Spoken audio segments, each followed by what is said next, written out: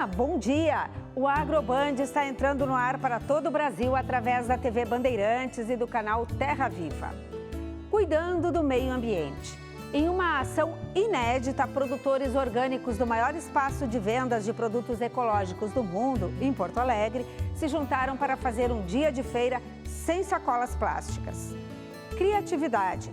Ovelhas usando fraldas? Isso mesmo. Vamos mostrar uma pesquisa inovadora que vem sendo realizada com os animais em Santa Catarina. Além das fraldas, as ovelhas também estão usando um microfone. O objetivo é acompanhar o ganho de peso dos exemplares. O PIB agropecuário do Brasil, que mede as riquezas produzidas no campo, será puxado pela pecuária neste ano. Já tem programa para este final de semana? Então a gente te leva para passear pelo Vale do Caí, na rota Sabores e Saberes. Quer saber o que tem por lá? Fique conosco que a gente te mostra no AgroBand, que está entrando no ar.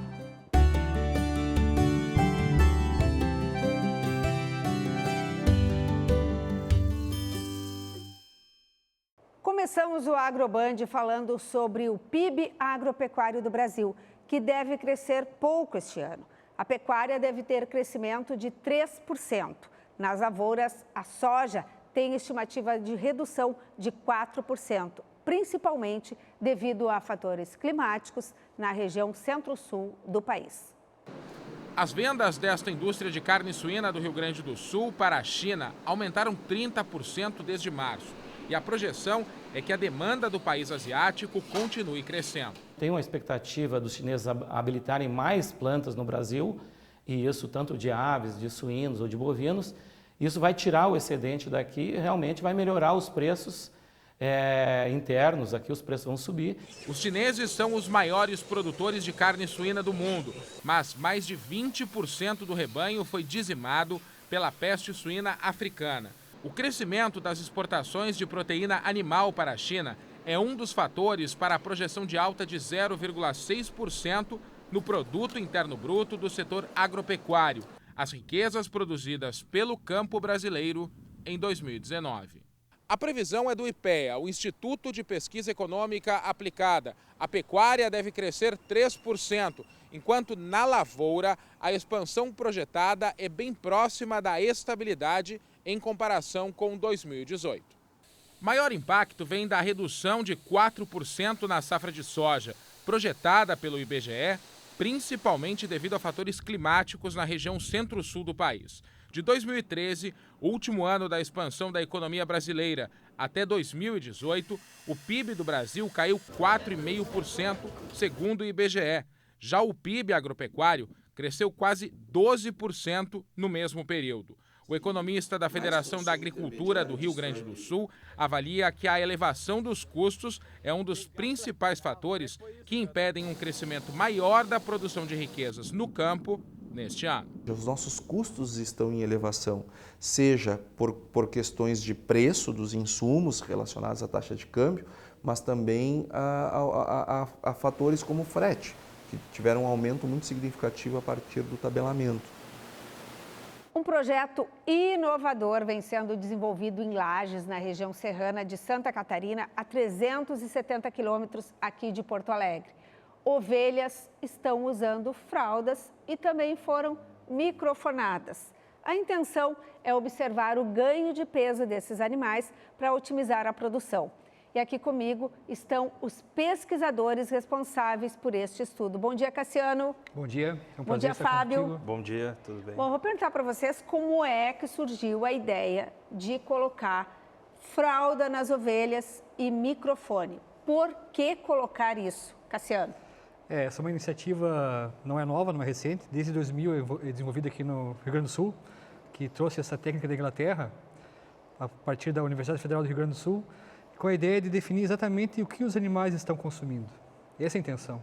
Então, nesse protocolo, a gente pesa os animais antes de entrar no pasto com a altura definida. A gente está vendo as imagens aí no vídeo, certo. Muito legal para o pessoal saber entender como é que é, Cassiano. Então, esse protocolo define que as ovelhas são pesadas antes de entrar no pasto com a altura que a gente quer testar. Após um período de 40 minutos, em torno disso, elas são pesadas novamente em uma balança de precisão de 10 gramas. Então, a fralda serve exatamente para que não se perca nada de peso de fezes e urinas, para saber exatamente o que foi consumido de pasto pelos animais, e aí, em função desse consumo, é que se define exatamente qual a altura que otimiza a taxa de ingestão e potencialmente será a altura de pasto recomendada para os pecuaristas que melhor representa o desempenho animal. E o microfone, Fábio, porque bom dia. Bom dia. O microfone é o seguinte, o microfone ele é uma aprimoração da técnica, né, na qual ele grava justamente aquele som do arranquio do pasto, né, e esse arranquio ele forma ondas que depois são analisadas em software de computador, né, e cada pico de onda vem a ser um bocado. Então nós temos uma medida precisa naquele intervalo de tempo que os animais estão sendo medidos, né, de quantos bocados eles deram por minuto.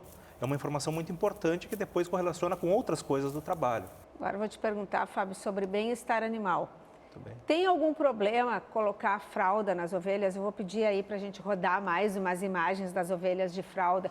Que tipo de fralda vocês estão usando? Vocês compraram fralda que já está disponível no mercado ou foi desenvolvida uma fralda especial para elas?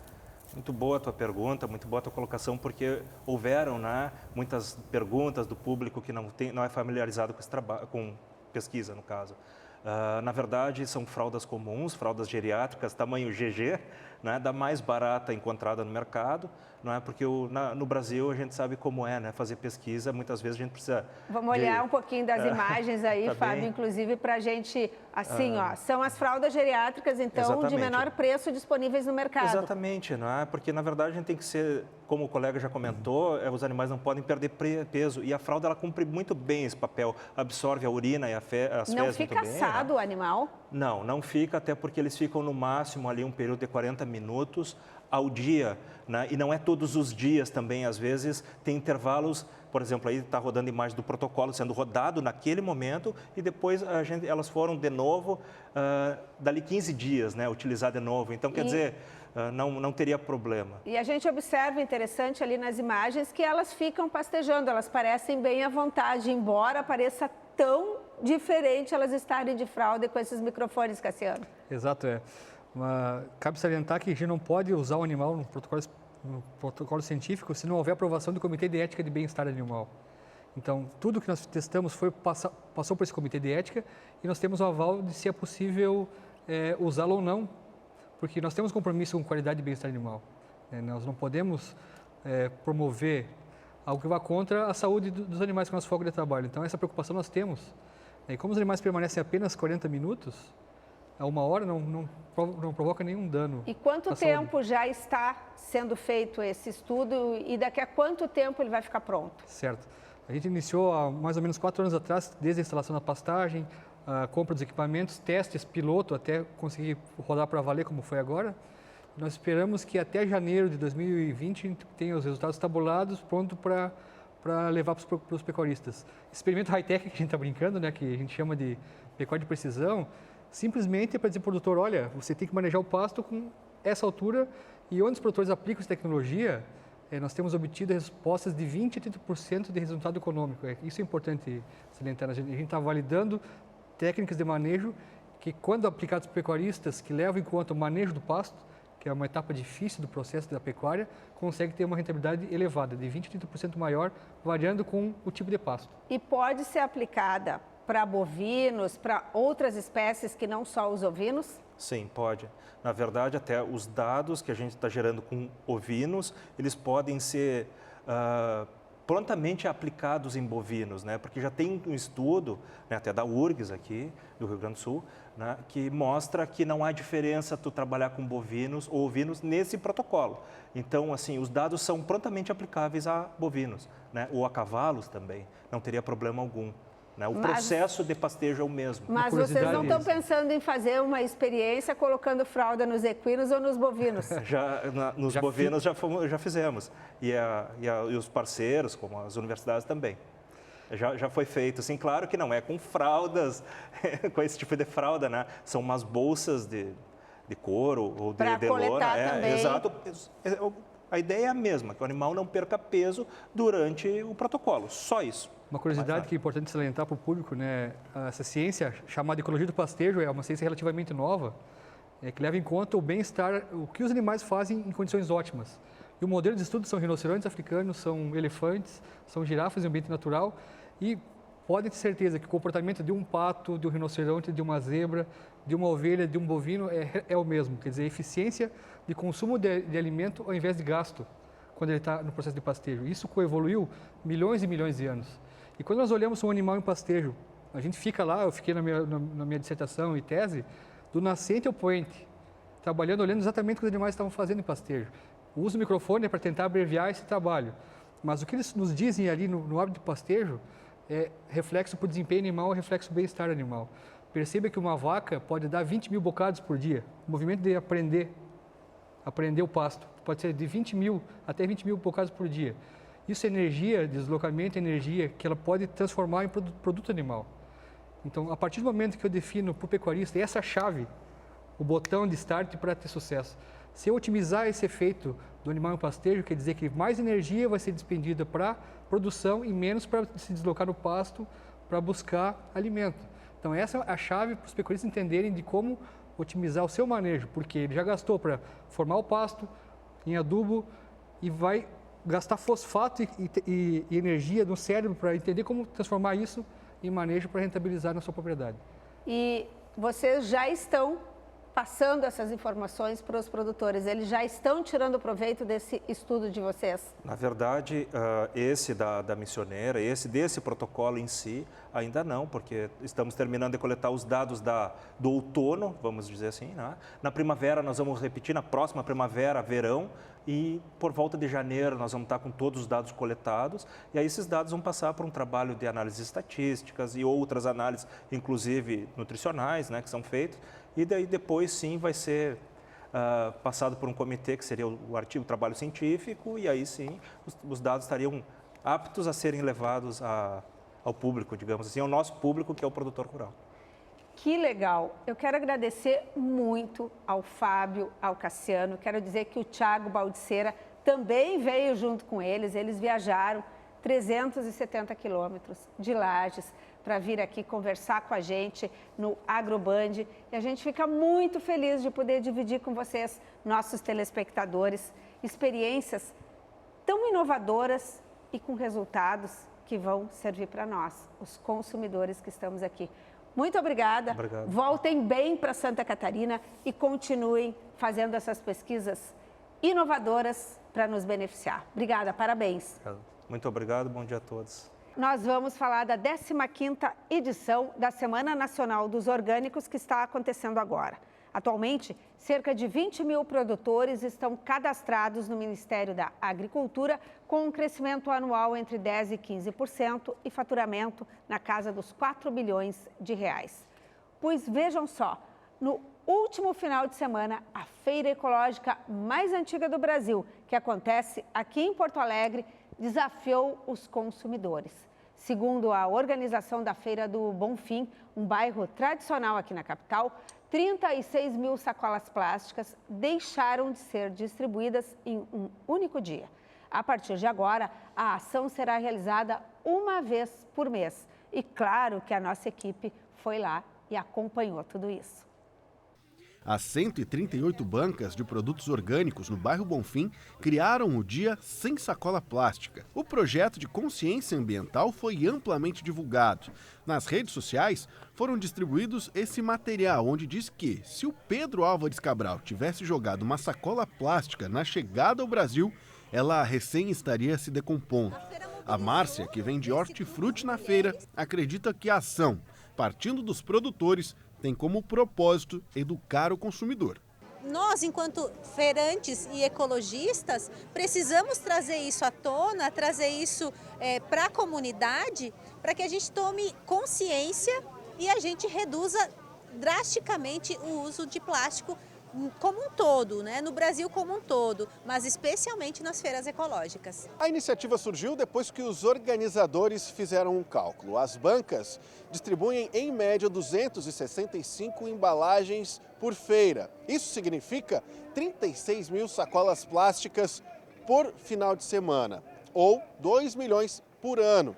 Só para você ter uma ideia, o resíduo plástico leva pelo menos 400 anos para se decompor.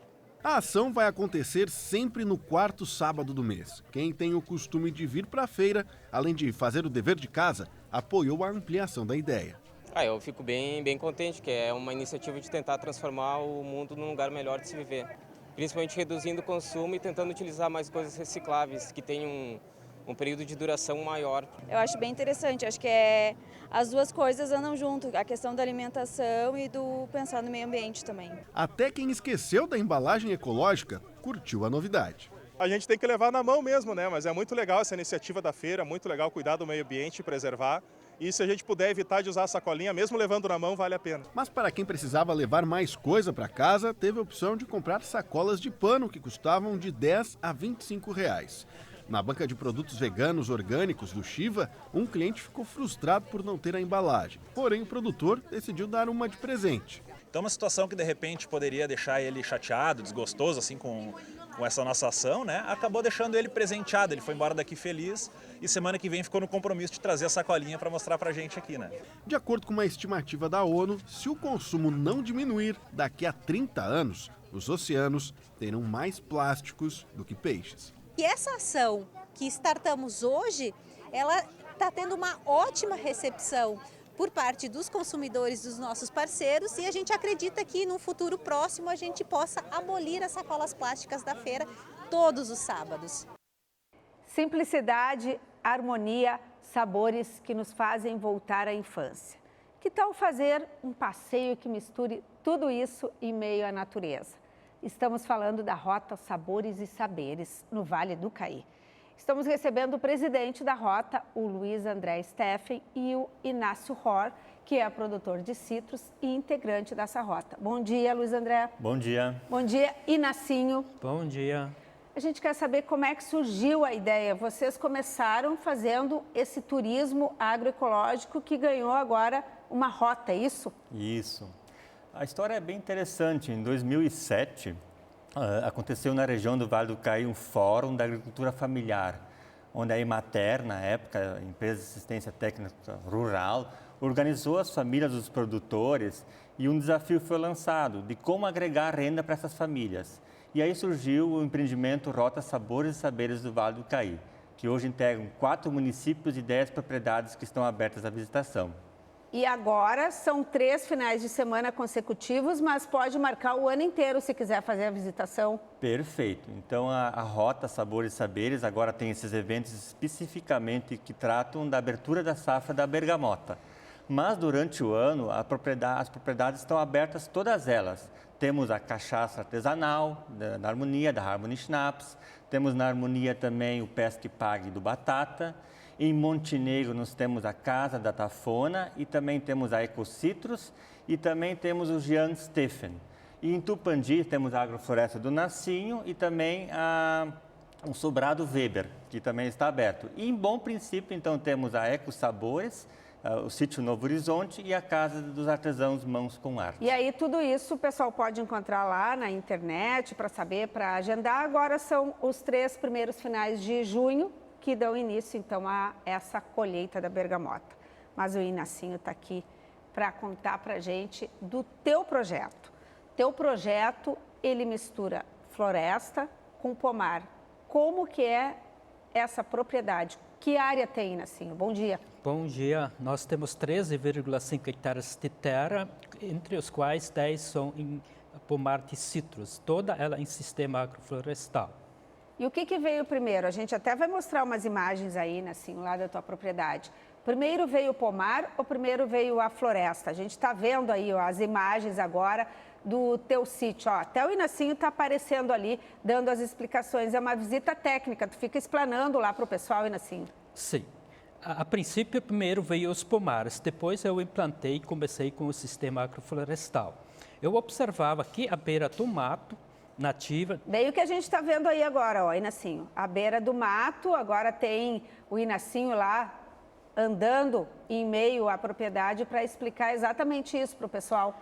Pois é, a princípio, então, eu observava que à beira do mato, na sombra, a árvore de citros, a muda ficava mais vistosa, mais verde e a fruta ficava bem mais lisa. E a vegetação não era tão agressiva quanto no sol. Então, eu observei e implantei o sistema dentro de todos os pomares da propriedade.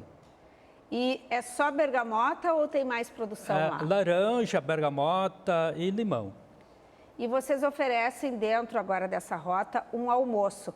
Qual que é o cardápio e de onde vêm os ingredientes desse almoço? Os ingredientes basicamente vêm da propriedade e nós oferecemos galinhada, carne de panela, saladas diversas e também o suco de bergamota e também o Spritzbier, que a gente, como é da origem alemã, a gente oferece nosso refrigerante feito em casa. E a galinha, as saladas, vêm de outras propriedades que fazem parte também dessa rota? Sim.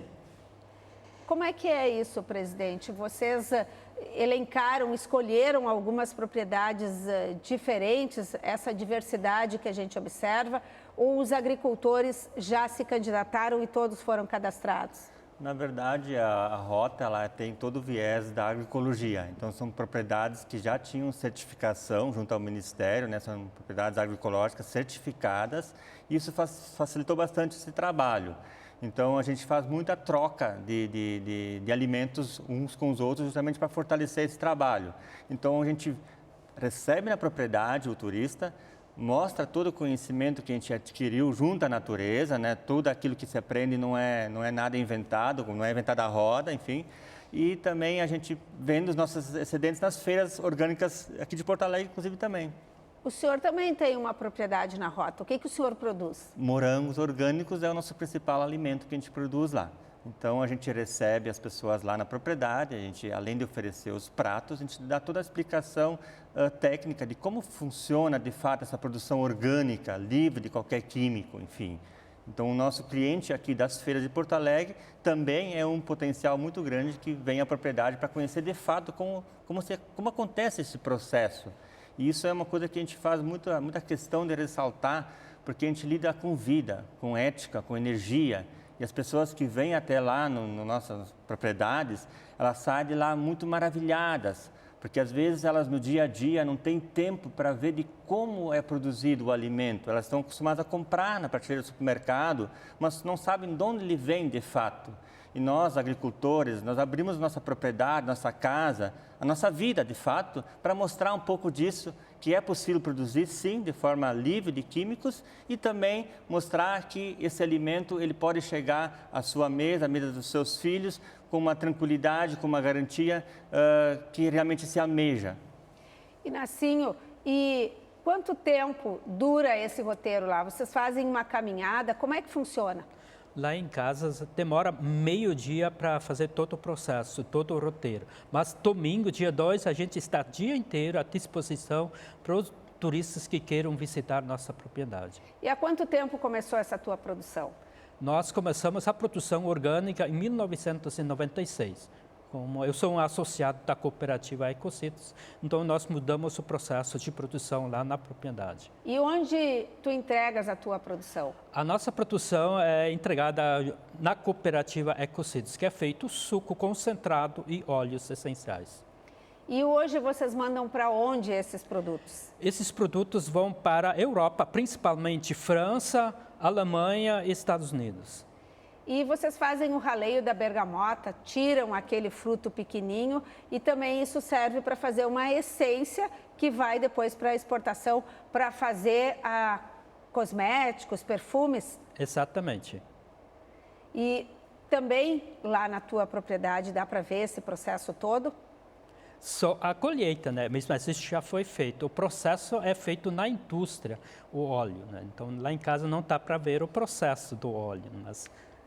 Que interessante. Sabem que quando eu passei em Essen, na França, eu conheci uma fábrica de perfumes, a Fragonard, que importa essências aqui do Brasil. E as essências que eles importam são exatamente as de citros. E a gente está aqui recebendo o pessoal que manda esse produto para fora.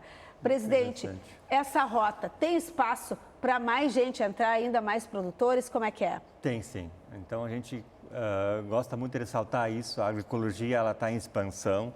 E o Vale do Caí, que é conhecido também como Vale da Felicidade, existem muitos pequenos produtores rurais lá e a gente está realmente trabalhando para que mais parceiros se juntem a esse propósito, que é é um ganho para todos nós, né? A agroecologia é tudo de bom.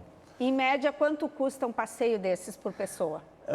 Passando o dia inteiro, em média de 40, 50 reais, com almoço, com as refeições inclusas, explicação técnica, enfim. Está preparado, Inacinho, para dar as explicações todas para o pessoal? É uma satisfação muito grande receber os turistas e compartilhar nossa experiência com eles. A gente fica muito feliz. Em média, quantas pessoas vão a cada visita? Em torno, entre 20 até 50 pessoas nós temos capacidade de receber. Em todas as propriedades é assim. Isso, é só fazer agendamento que estamos lá recebendo de braços abertos, né? Então, a gente está muito contente com esse trabalho, a gente se sente realizado com esse trabalho, inclusive.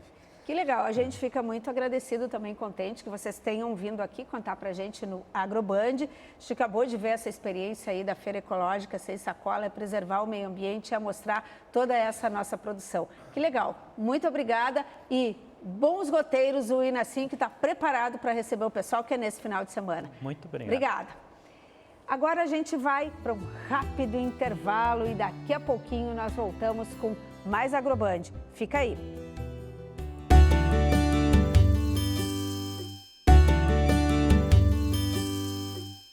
O Agroband está de volta e eu tenho uma outra sugestão para você curtir o fim de semana. Que tal se deliciar com azeite de oliva? É a Feira do Azeite Gaúcho, que será realizada no primeiro sábado de cada mês no pátio da Secretaria da Agricultura, no bairro Menino Deus, em Porto Alegre. O espaço é fixo para venda e degustação. A ação é em parceria com o Ibroliva. Então passa lá que tem nesse final de semana. Não esqueça que você pode acompanhar este e outros programas na nossa página no Facebook. E para encerrar o programa de hoje, vamos passear mais um pouco pela rota Sabores e Saberes no Vale do Caí. Semana que vem tem mais Agroband. Tchau, até lá!